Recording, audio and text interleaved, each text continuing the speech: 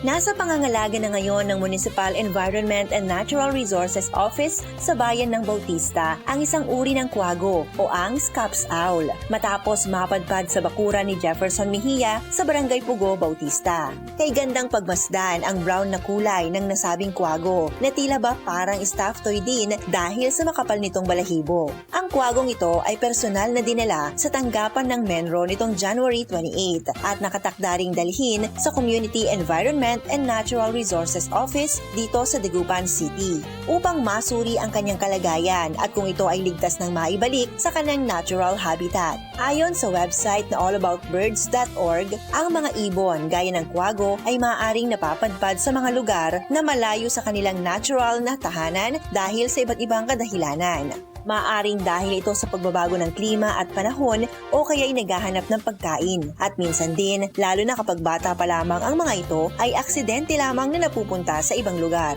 Samantala, hinikayat naman ng Menro Bautista ang kanilang mga kababayan na isang guni rin sa mga kinauukulan kung sakaling makakita ng mga hayop, lalo na ang mga di pangkaraniwan at endangered species upang mabigyan ng tamang pangangalaga ang mga ito.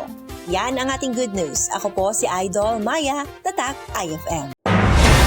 IFM News. IFM News. IFM News.